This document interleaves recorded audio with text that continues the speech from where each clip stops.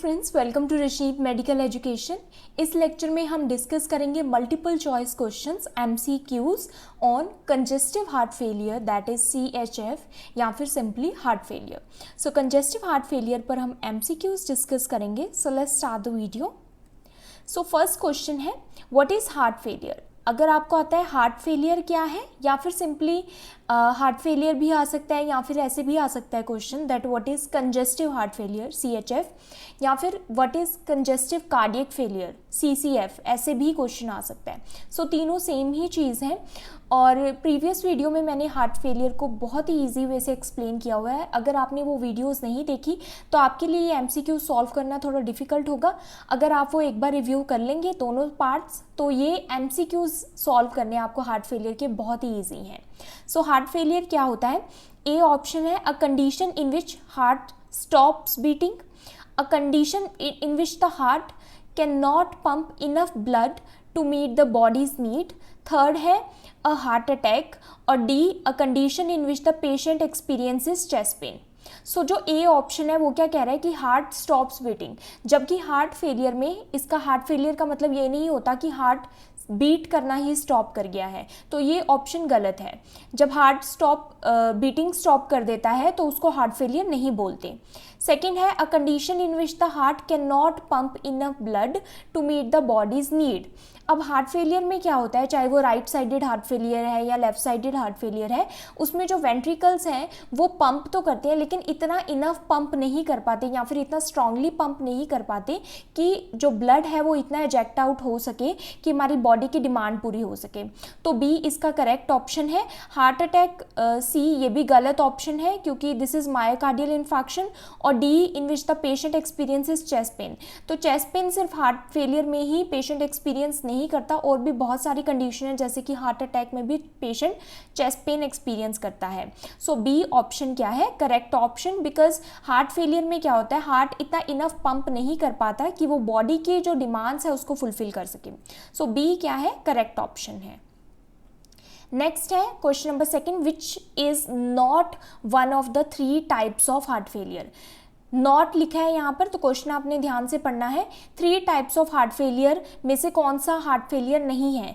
तो ए है right sided heart failure. हाँ, ये हार्ट फेलियर होता है जब राइट साइड हार्ट की फेल हो जाती है या फिर अच्छे से पंप नहीं कर पाती, तो उसको राइट साइडेड हार्ट फेलियर बोलते हैं। Be left sided heart failure, ये भी होता है। लेफ्ट साइड अगर लेफ्ट वेंट्रिकल अच्छे से पंप नहीं कर पाता तो उसको लेफ्ट साइडेड हार्ट फेलियर बोलते हैं। सी कंजेस्टिव हार्ट फेलियर को कंजेस्टिव हार्ट फेलियर भी बोलते हैं। और डी मायोकार्डियल हार्ट फेलियर। तो ये कोई भी हार्ट फेलियर नहीं होता। मायोकार्डियल हार्ट फेलियर क्या आपने कभी सुने? नहीं। सो मायोकार्डियल इन्फार्क्शन होता है, मायोकार्डियल हार्ट फेलियर नहीं होता। तो ये तीनों टाइप्स ऑफ हार्ट फेलियर है, लेकिन which is not one of the 3 types of heart failure. तो डी इसका करेक्ट आंसर है, क्योंकि ये कोई भी टाइप नहीं है हार्ट फेलियर का। तो D is the correct answer. Then question number third, what are the common sign and symptoms of heart failure. तो हार्ट फेलियर के कॉमन साइन एंड सिम्टम्स क्या हैं? ए शॉर्टनेस ऑफ ब्रेथ और trouble breathing. हाँ, जब heart failure होता है तो क्योंकि जो हमारा लंग्स है उसमें कंजेशन हो जाती है, जिसकी वजह से शॉर्टनेस ऑफ ब्रेथ और ट्रबल ब्रीदिंग होता है। फटीग भी होता है, क्योंकि जब जो हमारा हार्ट है वो अच्छे से पंप नहीं करेगा तो हमारी बॉडी को ब्लड नहीं मिलेगा, जिसके कारण थकावट होगी। सी स्वेलिंग और एडिमा। यस, एडिमा और स्वेलिंग होता है। राइट साइडेड हार्ट फेलियर में हमारे लेग्स में और एब्डोमेन में एडिमा हो जाता है। लेफ्ट साइडेड हार्ट फेलियर में हमारे लंग्स में एडिमा हो जाता है। And D all of the above. तो कॉमन साइन एंड सिम्टम्स अगर हार्ट फेलियर के पूछा जाए, हार्ट फेलियर इसमें स्पेसिफिक नहीं पूछा, तो सारे ही ऑल ऑफ दी अबव, सारे ही ये जो ऑप्शंस हैं ये सभी सिम्टम्स किसके हैं? हार्ट फेलियर के। तो D is the correct answer. Question number 4, most common cause of left sided heart failure is. अब इसमें पूछा लेफ्ट साइडेड हार्ट फेलियर का सबसे कॉमन कोज क्या है। तो लेफ्ट साइडेड हार्ट फेलियर का ए सेप्टल डिफेक्ट, ये सबसे कॉमन कोज नहीं है। बी कॉन्जेनाइटल हार्ट डिसीज, सबसे कॉमन कोज नहीं है। सी कॉरोनरी आर्टरी डिसीज या फिर इस्केमिक हार्ट डिसीज सबसे कॉमन कोज होता है लेफ्ट साइडेड हार्ट फेलियर का। उसके बाद आता है हाइपरटेंशन। तो the C is the right answer, which is the most common cause of left sided heart failure. C coronary artery disease या फिर इस्केमिक हार्ट डिसीज क्या होता है, मोस्ट कॉमन कोज होता है हार्ट फेलियर का। उसके बाद hypertension, cardiomyopathy, congenital heart defect, heart valve disease, emphysema etcetera. सबसे कॉमन कोज है वो क्या है, कॉर्नरी आर्टरी डिसीज या फिर इस्केमिक हार्ट डिसीज, उसके बाद hypertension and then other causes. Next आता है clinical signs of left sided heart failure. तो जब लेफ्ट साइडेड हार्ट फेलियर हो जाता है, लेफ्ट साइडेड का मतलब है कि जो लेफ्ट वेंट्रिकल है वो अच्छे से प्रॉपरली वर्क नहीं करता या प्रॉपरली पंप नहीं कर पाता, तो क्या क्लिनिकल साइंस या फिर साइन एंड सिम्टम्स आते हैं। तो ए है डिस्निया और ब्रेडिकार्डिया, मीन्स ब्रीदिंग डिफिकल्टी, और bradycardia means heart rate decrease होना। बी डिस्निया और tachycardia, tachycardia means heart rate increase होना। सी टेकिकार्डिया एंड रेस्टलेसनेस, और डी रेस्टलेसनेस एंड कफ। तो जो सबसे कॉमन साइन आता है लेफ्ट साइडेड हार्ट फेलियर का वो होता है डिस्निया एंड टेकिकार्डिया, बी। कैसे, बी इसका राइट आंसर है। तो ये है हमारा लेफ्ट साइड, राइट।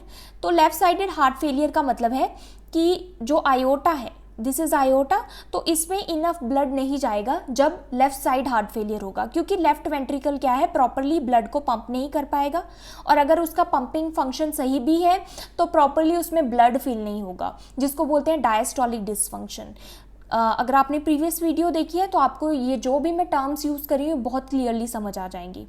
तो चाहे कोई भी तरह का डिसफंक्शन हो, सिस्टोलिक है या फिर डायस्टोलिक, लेफ्ट वेंट्रिकल अच्छे से पंप नहीं कर पा रहा ब्लड को, जिसके कारण आयोटा में प्रॉपरली ब्लड नहीं जा रहा। जब आयोटा में ब्लड नहीं जाता लेफ्ट वेंट्रिकल के फेलियर होने की वजह से, तो क्या होता है कि लेफ्ट एट्रियम में प्रेशर इंक्रीज हो जाता है ब्लड का, क्योंकि ब्लड वहीं पर एक्यूमुलेट होने लग जाता है, आगे नहीं जा पाता प्रॉपरली। इसकी वजह से क्या होता है, क्योंकि लंग्स से क्या आ रही है, पल्मनरी वेन आ रही है, तो पल्मनरी वेन में भी प्रेशर इंक्रीज हो जाता है, जिसके कारण क्या होता है, लंग्स में एडीमा हो जाता है, लंग्स में फ्लूइड की एक्यूमुलेशन होना स्टार्ट हो जाता है और लंग्स में कंजेशन हो जाता है, जिसको बोलते हैं पल्मनरी कंजेशन। पल्मनरी कंजेशन होने की वजह से डिस्निया होता है, डिफिकल्टी इन ब्रीदिंग, और क्योंकि पल्मनरी कंजेशन हो जाता है, वेंट्रिकल्स में प्रेशर इंक्रीज हो जाता है, लेफ्ट साइड में प्रेशर इंक्रीज हो जाता है, जिसकी वजह से हार्ट को और ज़्यादा हार्ड वर्क करना पड़ता है उस ब्लड को आयोटा में पुश करने के लिए, जिसके कारण हार्ट रेट भी इंक्रीज हो जाता है और टैकीकार्डिया हो जाता है। सो यही इस पैराग्राफ में लिखा है, जब लेफ्ट साइडेड हार्ट फेलियर होता है तो लेफ्ट वेंट्रिकल पंप नहीं कर पाता एफिशिएंटली, और जिससे क्या होता है कि ऑक्सीजन रिच ब्लड आयोटा में नहीं पास होता, मीन्स हमारी बॉडी को नहीं मिलता। तो ब्लड कहाँ पर जाता है, लंग्स में बैकअप होने लग जाता है और इकट्ठा होने लग जाता है वहाँ पर, जिससे क्या होता है, शॉर्टनेस ऑफ ब्रेथ होता है, दैट इज डिस्निया। तो डिस्निया होता है because of buildup of fluid in the lungs, और इन सिम्टम्स की वजह से क्या होता है कि हार्ट को और ज़्यादा हार्डर पंप करना पड़ता है ब्लड को आयोटा में पुश करने के लिए, जिसके कारण हार्ट रेट भी क्या हो जाती है, इंक्रीज हो जाती है। सो इंक्रीज हार्ट रेट भी हो जाता है, राइट। तो इसलिए इसका आंसर क्या है, लेफ्ट साइडेड हार्ट फेलियर के कारण डिस्निया और टैकीकार्डिया होगा। नेक्स्ट आता है question number 6, auscultation of crackles in the lungs. Auscultation means जब डॉक्टर स्टेथोस्कोप के थ्रू लंग्स की साउंड सुनते हैं तो क्रैकल साउंड आती है लंग्स में, is present in which condition. तो जो क्रैकलिंग साउंड अगर लंग्स में आ रही है ड्यूरिंग ऑस्कल्टेशन, तो ये किस कंडीशन को शो करती है। ए है पल्मनरी वॉल्व माल फंक्शन, मीन्स पल्मनरी वॉल्व मैल फंक्शन हो गया, पल्मनरी वॉल्व अच्छे से वर्क नहीं कर रहा। बी ट्राइकस्पिड वॉल्व मैल फंक्शन, ट्राइकस्पिड वॉल्व फेल हो गया, मैल फंक्शन हो गया है। C left sided heart failure, और D right sided heart failure. तो अगर लंग्स में क्रैकलिंग साउंड आ रही है तो इसका आंसर है C left sided heart failure. Reason वही रहेगा, क्योंकि अगर लेफ्ट साइडेड हार्ट फेलियर होता है तो लंग्स में क्या होता है, लंग्स में फ्लूइड बिल्डअप होना स्टार्ट हो जाता है। जब लंग्स में फ्लूइड बिल्डअप होना स्टार्ट हो जाएगा तो लंग्स में कंजेशन हो जाएगी। लंग्स में कंजेशन होने की वजह से क्या होगा कि वहाँ पर फ्लूइड बिल्डअप होने के कारण क्रैकल साउंड सुनाई देगी जब भी डॉक्टर ऑस्कल्टेशन परफॉर्म करेगा। तो जब भी हम ऑस्कल्टेट करेंगे लंग्स को साउंड सुनने के लिए तो क्रैकल साउंड सुनाई देगी फ्लूइड की एक्यूमुलेशन होने के कारण।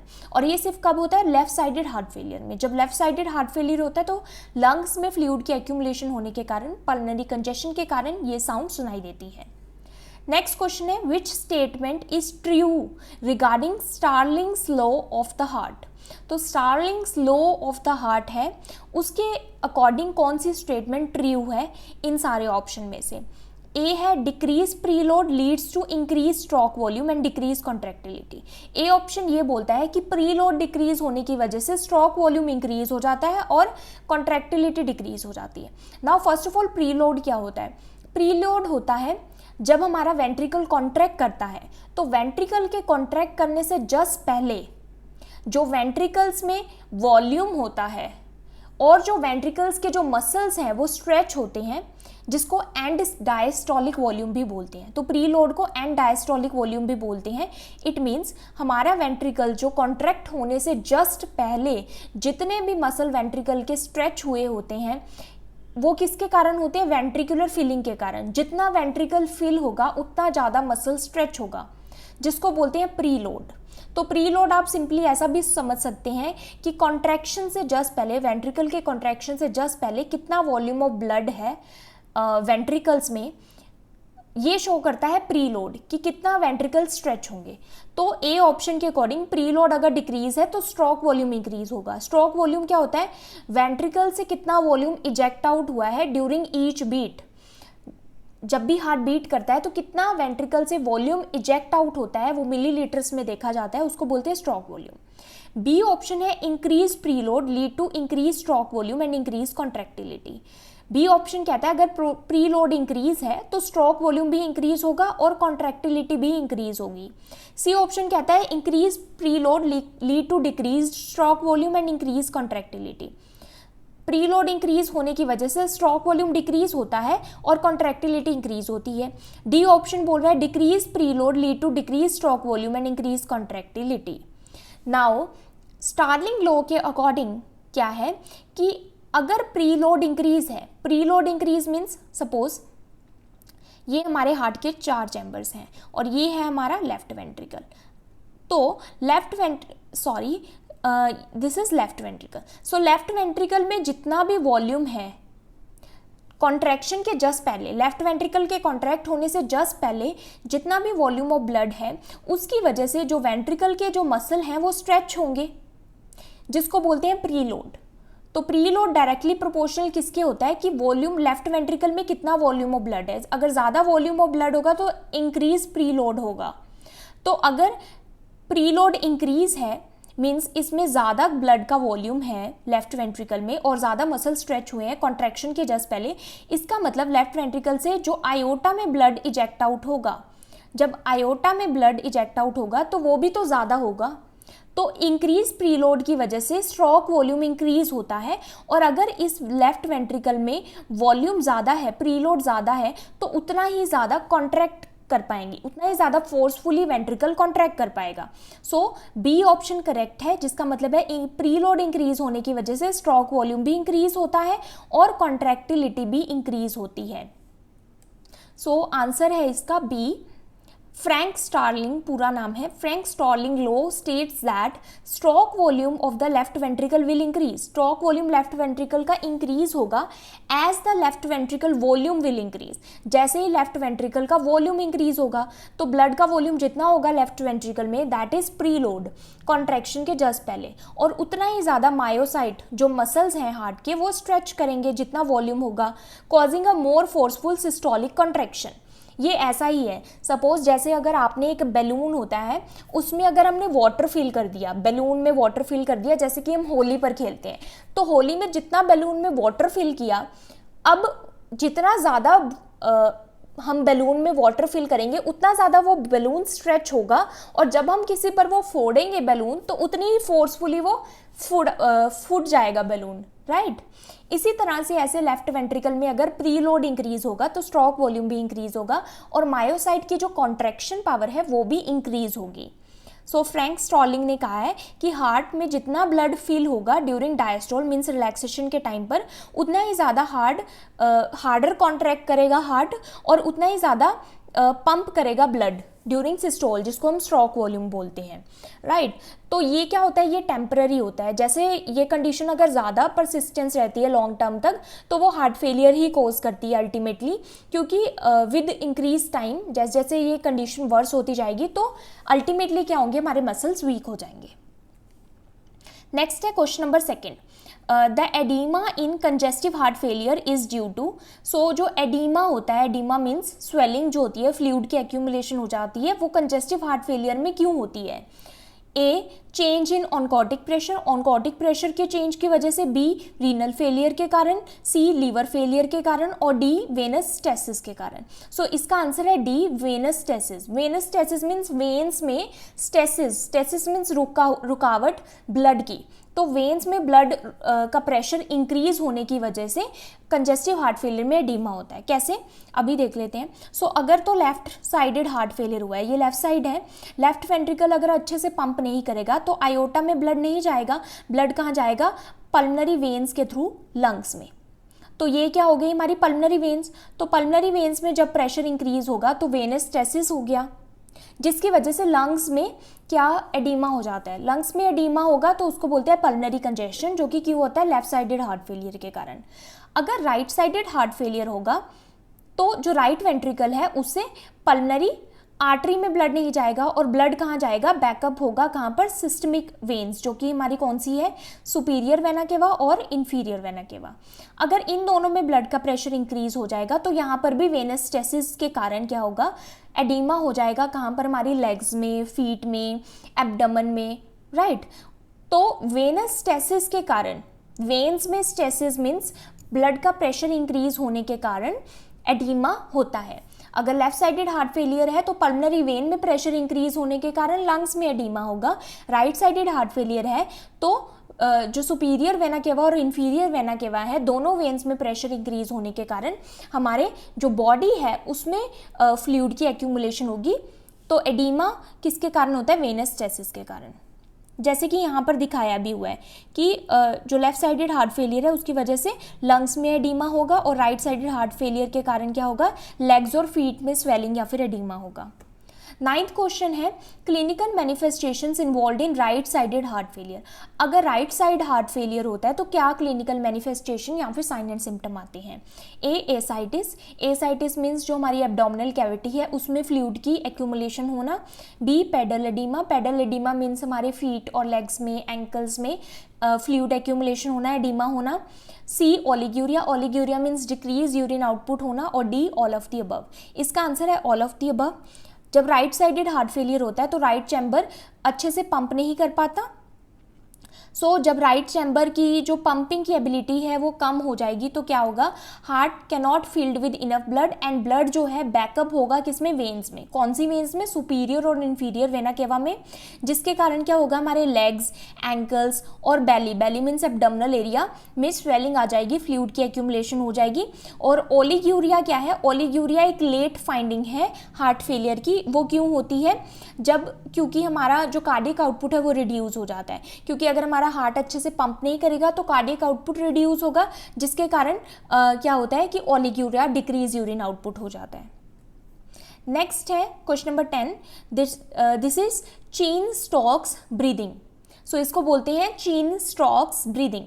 इसको आपने अपने माइंड में आप स्पेलिंग याद रखने के लिए काइने या कुछ भी बोल सकते हैं, वैसे इसको प्रोनाउंस करते हैं Cheyne Stokes breathing. Cheyne Stokes breathing किस में देखने को मिलती है? Is seen in A, intracranial hypotension, B, congestive heart failure, C, left atrial myxoma, और डी, पिकविकियन सिंड्रोम।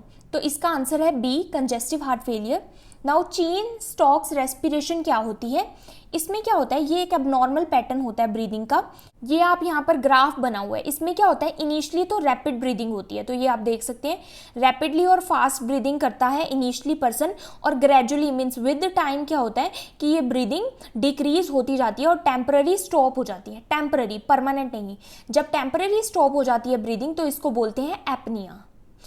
तो ये जो पैटर्न है ये रिपीट होता रहता है, तो ये एक साइकिल में चलता है, और ये यूजुअली 30 सेकेंड की एक साइकिल होती है, 30 सेकेंड्स टू 2 मिनट्स की। तो ये आप देख सकते हैं कि इनिशियली क्या होगा, चेन स्टॉक्स ब्रीदिंग में रैपिड ब्रीदिंग होगी, फास्ट ब्रीदिंग होगी, और सडनली नहीं, ग्रेजुअली मीन्स धीरे धीरे ये 30 सेकेंड्स टू 2 मिनट्स की ये साइकिल टाइम लेती है, और धीरे धीरे क्या होगा, जो ब्रीदिंग है वो स्टॉप हो जाएगी, टेम्पररी स्टॉप, और दोबारा से ब्रीदिंग क्या हो जाएगी, फास्ट हो जाएगी, रैपिड हो जाएगी, और टेम्पररी स्टॉप हो जाएगी। इसको बोलते हैं चेन स्टॉक्स ब्रीदिंग। और ये कब होता है, ये हमारा हार्ट फेलियर में होता है, जैसे कि congestive heart failure. Now Cheyne Stokes breathing pattern किस किस कंडीशन में होता है, हार्ट फेलियर में, किडनी फेलियर में, नारकोटिक पॉइजनिंग, अगर आपने कोई नारकोटिक ड्रग की पॉइजनिंग हो गई है बॉडी में, या फिर इंट्राक्रेनियल प्रेशर अगर रेज हो गया है, मीन्स इंक्रीज हो गया है। तो ऑप्शंस जो है सारे इससे मिसमैच हो रहे थे, ओनली कंजेस्टिव हार्ट फेलियर इससे मैच हो रहा था, इसलिए आंसर बी है, क्योंकि कंजेस्टिव हार्ट फेलियर में ये पैटर्न हमें देखने को मिलता है। Next question is question number 11, जिसमें बोला गया है weight gain, nausea and a decrease in urine output are the manifestations of. ये सभी सिम्टम्स या फिर मैनिफेस्टेशंस किस में आते हैं, A is myocardial infection, B pericarditis, C right sided heart failure, और D left sided heart failure. तो अभी हमने पढ़ा था कि राइट साइडेड हार्ट फेलियर में एडिमा होता है। अगर एडिमा हो रहा है, वेट एक्यूमुलेशन हो रही है फ्लूइड की हमारी बॉडी में, तो वेट गेन होता है, क्योंकि एब्डोमेन में फ्लूइड एक्यूमुलेशन होती है। लिवर फेलियर भी इससे हो सकता है सीवियर कंडीशन में। तो नोजिया आता है, और यूरिन आउटपुट भी डिक्रीज होता है राइट साइडेड हार्ट फेलियर में। तो इसका आंसर है right sided heart failure. Next है question number 12, which of the following test can be used for the diagnosis and assessment of the severity of heart failure. अगर हमने देखना है कि हार्ट फेलियर कितना सीवियर हो गया है, या फिर अगर हमने हार्ट फेलियर को टेस्ट करना है, तो हम कौन सा टेस्ट करते हैं, ए BNP, बी PSA, सी ट्रोपोनिन, और डी ANA। तो इसका राइट आंसर है ए BNP। तो BNP टेस्ट क्या होता है, BNP को ब्रेन नेट्रीयूरेटिक पेप्टाइड या फिर बी टाइप नेट्रीयूरेटिक पेप्टाइड बोलते हैं। ये एक प्रोटीन या फिर हार्मोन होता है।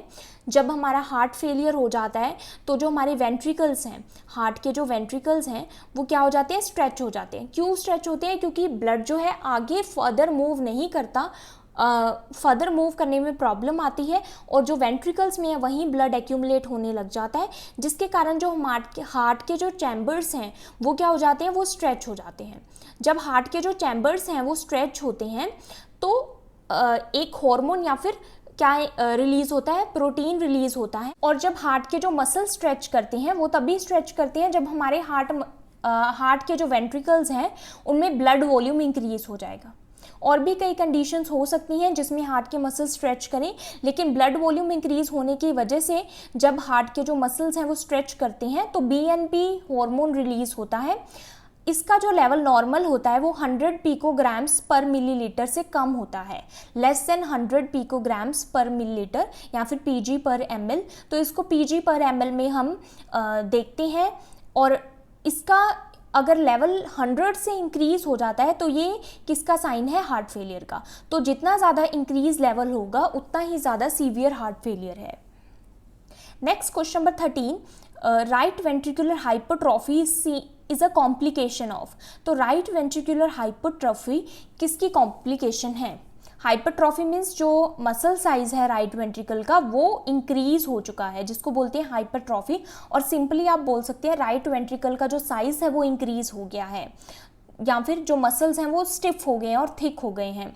ये किस में होता है, ए कोर पल्मोनेल में, बी न्यूमोनिया में, सी हीमोथेरेक्स में, और डी पेरिटोनाइटिस में। तो इसका आंसर है ए कोर पल्मोनेल। तो कोर पल्मोनेल क्या होता है, कोर पल्मोनेल बेसिकली क्या होता है कि जो हमारी पल्मनरी आर्टरी है, पल्मनरी आर्टरी हमारी राइट एट्रियम से, सो ये अगर मैं एक डायग्राम बनाऊँ रफली, तो यहाँ पर हमारा राइट वेंट्रिकल होता है और इसके ऊपर होता है राइट एट्रियम, राइट। तो राइट वेंट्रिकल से क्या जाती है हमारी पल्मनरी आर्टरी लंग्स तक। अगर पल्मनरी आर्टरी में किसी भी वजह से लंग्स में कोई भी इशू होने के कारण पल्मनरी आर्टरी में जो ब्लड का जो प्रेशर है वो इंक्रीज हो गया है, तो पल्मनरी आर्टरी में जब ब्लड का प्रेशर इंक्रीज हो जाता है तो उसको बोलते हैं पल्मनरी हाइपरटेंशन। क्या बोलते हैं, पल्मनरी हाइपरटेंशन। और क्योंकि ये पल्मनरी आर्टरी में हुआ है इसलिए इसको बोलते हैं pulmonary artery hypertension.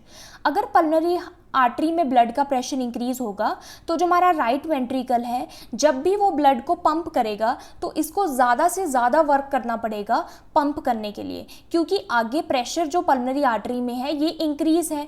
Pressure increase होने की वजह से राइट वेंट्रिकल को ज़्यादा हार्ड वर्क करना पड़ता है ब्लड को पल्मोनरी आर्टरी में पंप करने के लिए, जिसकी वजह से क्या होता है कि जो राइट वेंट्रिकल है वो एनलार्ज हो जाता है और इस कंडीशन को क्या बोलते हैं, कोर पल्मोनेल। तो कोर पल्मोनेल की वजह से क्या होता है, राइट साइडेड हार्ट फेलियर हो जाता है। तो cor pulmonale is failure of the right side of the heart cause by prolong high blood pressure in the pulmonary artery. Got it. Next चलते हैं क्वेश्चन नंबर 14 पे। Drug of choice to improve cardiac performance is. तो जो drug of choice है means हम पहले किस drug को प्रायोरिटी देते हैं to improve cardiac performance, cardiac performance को इम्प्रूव करने के लिए। तो ए है बीटा एड्रेनर्जिक ब्लॉकर जिसको बीटा ब्लॉकर भी बोलते हैं, बी नाइट्रोग्लिसरीन और सी ओपियोइड्स और डी आइनोट्रोपिक एजेंट्स। सो इसका आंसर है डी आइनोट्रोपिक एजेंट्स। तो आइनोट्रोपिक एजेंट्स क्या होते हैं, ये हमारे जो मस्कुलर कॉन्ट्रैक्शन है, हार्ट जब कॉन्ट्रैक्ट करता है तो उसकी मसल की जो कॉन्ट्रैक्शन पावर है उसको चेंज करते हैं। तो अगर जो नेगेटिवली आइनोट्रोपिक एजेंट होंगे, नेगेटिवली आइनोट्रोपिक एजेंट क्या करेंगे, जो मस्कुलर कॉन्ट्रैक्शन है उसको वीक करेंगे, मतलब डिक्रीज करेंगे, राइट। और जो पॉजिटिवली आइनोट्रोपिक एजेंट है वो क्या करेंगे, मस्कुलर कॉन्ट्रैक्शन को इंक्रीज करेंगे, जो मस्कुलर कॉन्ट्रैक्शन है उसकी स्ट्रेंथ को इंक्रीज करेंगे। Got it. तो आइनोट्रोप क्या होता है कि जो मस्कुलर कॉन्ट्रैक्शन की जो पावर होती है, हार्ट की जो कॉन्ट्रैक्ट करने की पावर होती है उसको चेंज करते हैं। अगर नेगेटिवली आइनोट्रोपिक होंगे तो वो हार्ट की जो कॉन्ट्रैक्शन है उसको डिक्रीज करेंगे, पॉजिटिव आइनोट्रोप क्या करेंगे, हार्ट की जो कॉन्ट्रैक्शन है उसको इंक्रीज करेंगे, स्ट्रेंथ को इंक्रीज करेंगे। तो क्योंकि हार्ट फेलियर में क्या होता है कि हमारे जो मसल्स हैं वो कॉन्ट्रैक्ट नहीं कर पाते अच्छे से, हमारा जो वेंट्रिकल्स है वो प्रॉपरली वर्क नहीं कर पाते, पंप नहीं कर पाते, तो इसलिए हम पॉजिटिव आइनोट्रॉप्स इस कंडीशन में देते हैं।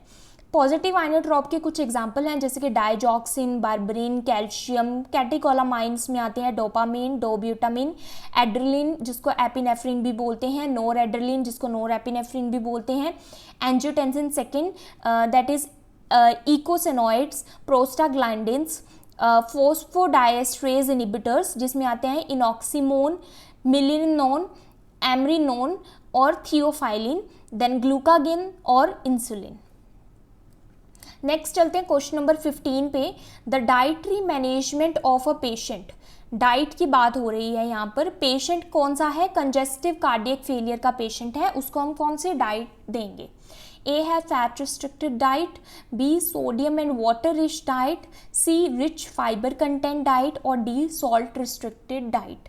वैसे तो हम फैट रिस्ट्रिक्टेड डाइट भी पेशेंट को कोई भी हार्ट का पेशेंट है हम उसको फैट रिस्ट्रिक्टेड डाइट के लिए बोलते हैं, लेकिन हम यहाँ पर बात करें हैं प्राइमरी मैनेजमेंट की।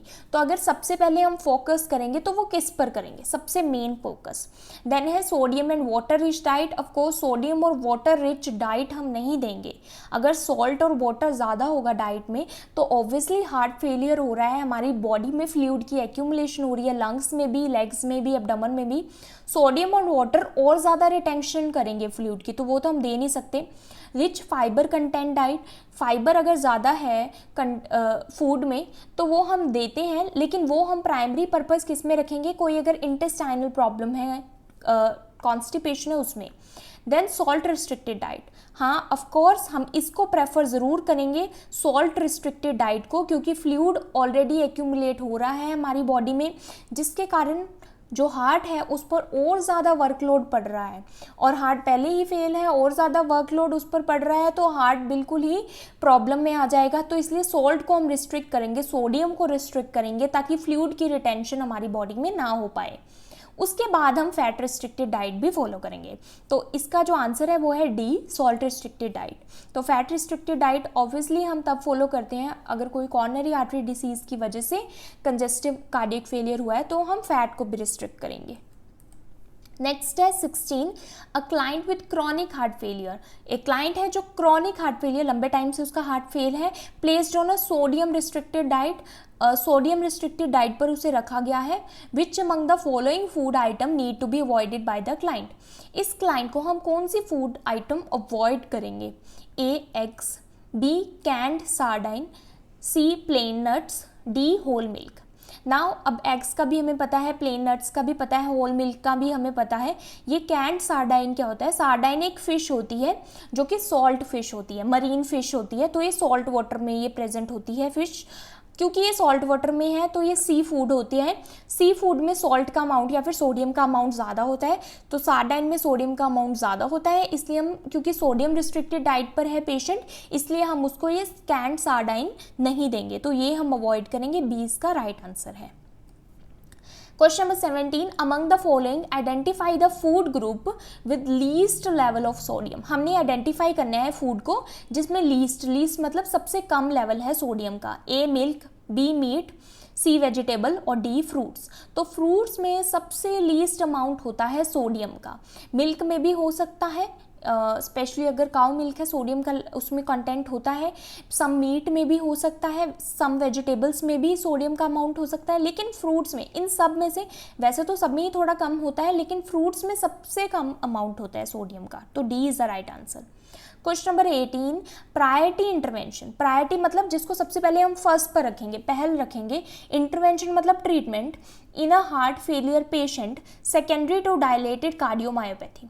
पेशेंट को डायलेटेड कार्डियोमायोपैथी है, मीन्स उसके जो चैम्बर्स हैं वो डायलेट हो चुके हैं, तो उसको हम प्राइमरी ट्रीटमेंट क्या देंगे? हार्ट फेलियर है patient.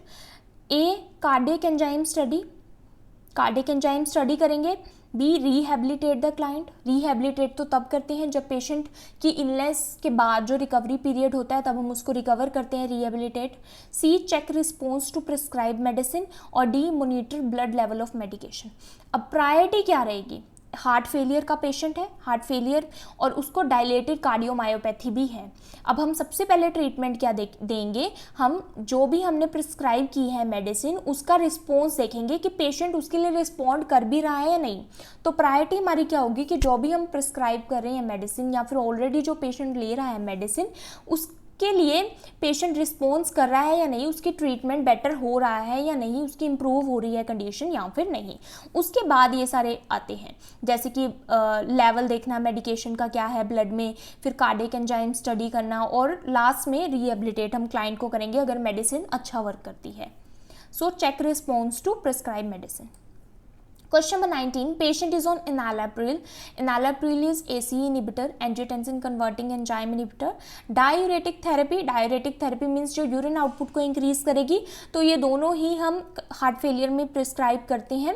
For heart failure, nurse should identify the physician that the therapy is not effective when she finds. अब नर्स ने देखा, वो नोटिफाई करेगी, फिजिशियन को बताएगी।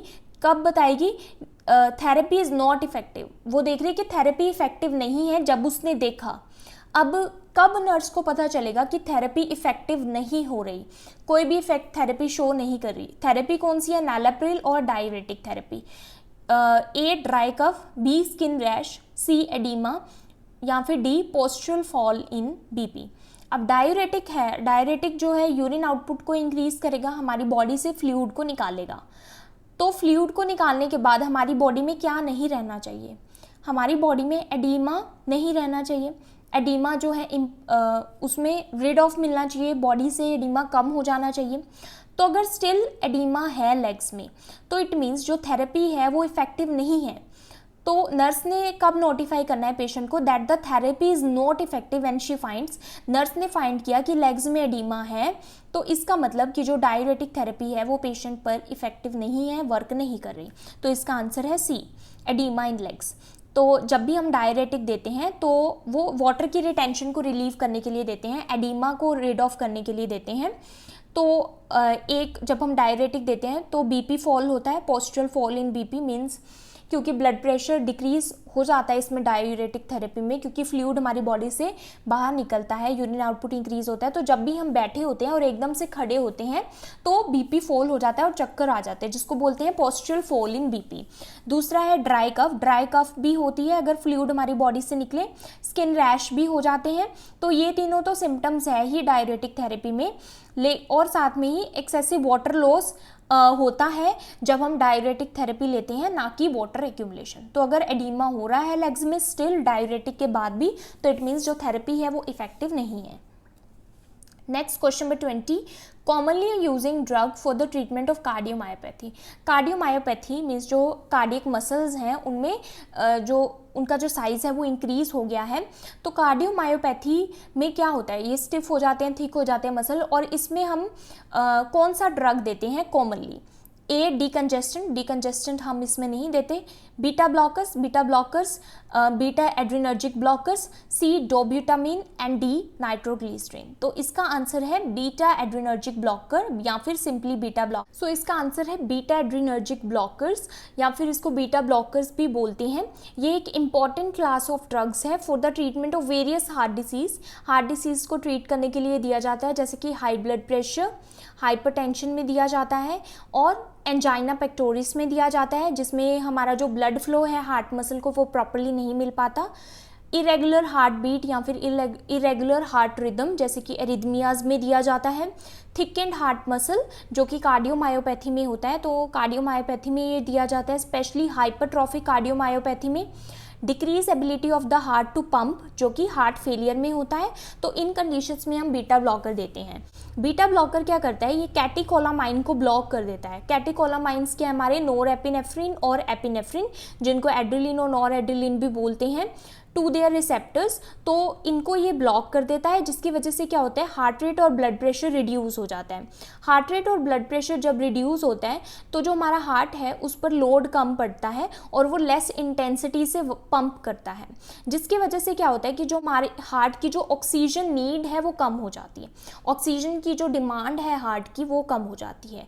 कार्डियोमायोपैथी में क्या होता है कि जो हार्ट के जो मसल्स हैं वो थिक हो जाते हैं, जिसकी वजह से इसकी ऑक्सीजन डिमांड बढ़ जाती है और अगेन हार्ट फेलियर के चांसेस इंक्रीज हो जाते हैं। तो बीटा ब्लॉकर हार्ट को रेस्ट देता है, हार्ट को रिलैक्स करता है, जिसकी वजह से ऑक्सीजन नीड जो है हार्ट की वो रिड्यूस हो जाती है और हार्ट एफिशिएंटली वर्क करने लग जाता है। नेक्स्ट है question number 21, the drug of choice in the treatment of congestive heart failure. So congestive heart failure में ड्रग ऑफ चॉइस क्या है, हमने पहले ही पढ़ा कि आइनोट्रॉपिक ड्रग्स जो होते हैं, पॉजिटिव आइनोट्रॉप्स, वो हम कंजेस्टिव हार्ट फेलियर के लिए देते हैं। ए डाइजॉक्सिन, बी एड्रेलिन, सी डाइज़ेपाम और डी एटिनोलॉल। सो इसमें जो चॉइस ऑफ ड्रग्स है वो हमारी आती है डाइजॉक्सिन। सो डाइजॉक्सिन क्या है, ये कार्डियक ग्लाइकोसाइड है और डाइजॉक्सिन को लेनॉक्सिन भी बोलते हैं, ये ब्रांड नेम है डाइजॉक्सिन का। हार्ट फेलियर को ट्रीट करने के लिए दिया जाता है, जैसे कि एरिथमिया को भी ये ट्रीट करता है जो इरेगुलर हार्ट बीट होती है। क्रॉनिक एट्रियल फिब्रिलेशन में ये दिया जाता है। डाइजॉक्सिन को बोलते हैं कार्डियक ग्लाइकोसाइड। ये क्या करता है, it works by affecting certain minerals, जो सोडियम और पोटेशियम है उनको अफेक्ट करता है इनसाइड द हार्ट सेल। और ये क्या करता है, हार्ट पर जो वर्कलोड पड़ रहा है और जो स्ट्रेन पड़ रहा है उसको रिड्यूस करता है और हार्ट जो हमारा हार्ट है वो नॉर्मली वर्क करता है, इससे स्टेडी वर्क करता है और स्ट्रॉन्ग हार्ट बीट करता है। इससे क्या होता है कि जो हार्ट रेट है वो तो डिक्रीज हो जाता है डाइजॉक्सिन से, लेकिन हार्ट रेट डिक्रीज होने के साथ ही जितना भी हार्ट बीट करता है वो इतनी फोर्स से करता है कि जो कॉन्ट्रैक्शन है हार्ट की वो प्रॉपर हो और जो ब्लड फ्लो है वो प्रॉपरली रिलीज हो हार्ट से, जिसके कारण जो कार्डियक आउटपुट है वो इम्प्रूव होती है।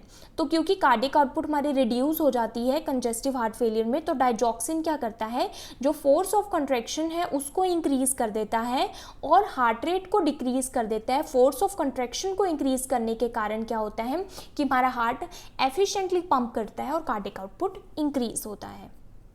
नेक्स्ट है question number 22, all of the following statements about digoxin are correct except. तो यहाँ पर एक्सेप्ट लगा है, इसका मतलब इन सभी स्टेटमेंट्स में से कोई एक स्टेटमेंट करेक्ट नहीं है। ए है it has a positive inotropic and negative chronotropic effect. Yes, ये सही है। पॉजिटिव आइनोट्रॉपिक का मतलब है कि ये फोर्स ऑफ कंट्रैक्शन को इंक्रीज करता है। नेगेटिव क्रोनोट्रॉपिक का मतलब है कि ये हार्ट रेट को डिक्रीज करता है। Withhold the drug if the pulse rate is less than 60 पर मिनट। हाँ, अगर 60 पर मिनट से भी कम हो जाती है हार्ट रेट या फिर पल्स रेट तो हमें इस ड्रग को स्टॉप करना पड़ता है या फिर विदहोल्ड करना पड़ता है, रोकना पड़ता है थोड़े टाइम के लिए। क्यों? क्योंकि डाइजॉक्सिन से क्या होता है, हार्ट रेट डिक्रीज होता है। C, toxicity can occur more easily in the presence of hypokalaemia. अगर पोटेशियम का लेवल कम होता है तो इससे टॉक्सिसिटी इस ड्रग की हो सकती है, ये भी सही है। D, the positive inotropic effect will decrease urine output. Positive inotropic का मतलब है कि कार्डियक आउटपुट इंप्रूव हो रहा है और जो हमारा हार्ट है उसकी कॉन्ट्रैक्शन स्ट्रेंथ है वो इंप्रूव हो रही है। अगर हार्ट रेट हमारा डिक्रीज हो रहा है और जो हमारा हार्ट कि जो मसल की कॉन्ट्रैक्शन पावर है वो इंप्रूव हो रही है तो इसका मतलब कार्डियक आउटपुट इंप्रूव होता है। अगर कार्डियक आउटपुट इंप्रूव होता है तो यूरिन आउटपुट डिक्रीज नहीं होता। तो जो डी आंसर है ये हमारा करेक्ट है, ये डाइजॉक्सिन के बारे में सही स्टेटमेंट नहीं है। तो positive inotropic effect will decrease urine output. तो आइनोट्रॉपिक का मतलब होता है कॉन्ट्रैक्टिलिटी। पॉजिटिव आइनोट्रॉप हमारा डाइजॉक्सिन है, मतलब कॉन्ट्रैक्टिलिटी इंक्रीज होगी। क्रोनोट्रॉपिक का मतलब है हार्ट रेट। ये क्या है, नेगेटिव क्रोनोट्रॉपिक है। डाइजॉक्सिन मीन्स ये हार्ट रेट को डिक्रीज करता है। ड्रोमोट्रॉपिक का मतलब होता है कंडक्शन। तो जो हमारा रेट ऑफ कंडक्शन है उसको बोलते हैं ड्रोमोट्रॉपिक। तो ये क्या है, नेगेटिव ड्रोमोट्रॉपिक है डाइजॉक्सिन। ये हमारे जो कंडक्शन है उसको भी डिक्रीज करता है, तभी हमारा हार्ट रेट डिक्रीज होता है। तो हाइपोकैलेमिया मीन्स पोटेशियम का लेवल जब ब्लड में कम होता है तो डाइजॉक्सिन टॉक्सिसिटी हो सकती है। क्यों? क्योंकि पोटेशियम की जगह डाइजॉक्सिन बाउंड हो जाएगा इजीली और डाइजॉक्सिन टॉक्सिसिटी हो जाएगी। पॉजिटिव आइनोट्रॉपिक का मतलब है कि हार्ट जो कॉन्ट्रैक्टिलिटी है हमारे हार्ट मसल की वो इंप्रूव हुई है, जिसकी वजह से कार्डियक आउटपुट इंप्रूव होता है। और अगर कार्डियक आउटपुट इंप्रूव होता है तो उसके कारण जो यूरिन आउटपुट है वो इंक्रीज होता है, ना कि डिक्रीज। इसलिए ये स्टेटमेंट क्या है, इनकरेक्ट है और यही राइट आंसर है। Question number 23, which of the following therapeutic effect is accepted which of the following therapeutic effect is expected with digoxin administration. जब भी हम डाइजॉक्सिन को एडमिनिस्टर करते हैं तो कौन सा थेरेप्यूटिक इफेक्ट देखने को मिलता है? A, positive dromotropic, negative inotropic, B positive chronotropic. ये तो गलत है। B, negative dromotropic, negative inotropic, positive chronotropic, ये भी गलत है। C, positive dromotropic, positive inotropic और पॉजिटिव क्रोनोट्रॉपिक, ये भी गलत है। D, negative dromotropic, positive inotropic and negative chronotropic. So ये सही है डाइजॉक्सिन के बारे में। So D is the right answer. क्योंकि जो हमारा डाइजॉक्सिन है ये नेगेटिव ड्रोमोट्रॉपिक है, मीन्स ये हमारे जो कंडक्शन है उसको डिक्रीज करता है। पॉजिटिव आइनोट्रॉपिक है, मीन्स जो मस्कुलर कॉन्ट्रैक्टिलिटी है हार्ट की वो उसको इम्प्रूव करता है। और नेगेटिव क्रोनोट्रॉपिक है क्योंकि हमारे हार्ट रेट को डिक्रीज करता है। Question number 24, what is ventricular assist device. Ventricular assist device क्या होते हैं? A, mechanical pump which helps the left ventricle to pump blood to the rest of the body. B, a small device that is placed under the skin in your chest to control your heartbeat. C, a small device in your chest to deliver electric shock via one or more wires connected to heart to fix an abnormal heart rhythm. ये दोनों तो क्या है, ये pacemaker होते हैं, ventricular assist device नहीं होते। D, a thin flexible tube called a catheter, तो ये तो कैथेटर ही है। तो आंसर है इसका A. So mechanical pump which helps the left ventricle to pump blood to the rest of the body. So ये आप एक मैकेनिकल पंप देख रहे हैं यहाँ पर, इसको बोलते हैं वेंट्रिकुलर असिस्ट डिवाइस। सो इसको स्पेशली ये लेफ्ट वेंट्रिकल के लिए यूज़ होता है, जिसको बोलते हैं left ventricular assist device, LVAD। तो ये आप देख रहे हैं यहाँ पर, ये लेफ्ट वेंट्रिकल पर एक ट्यूब जा रही है, तो इसको हम बोलते हैं लेफ्ट वेंट्रिकुलर असिस्ट डिवाइस। ये हमारे लेफ्ट वेंट्रिकल को सपोर्ट प्रोवाइड करता है पंपिंग करने के लिए। सो मैकेनिकली हेल्प करता है लेफ्ट वेंट्रिकल को पंप करने के लिए।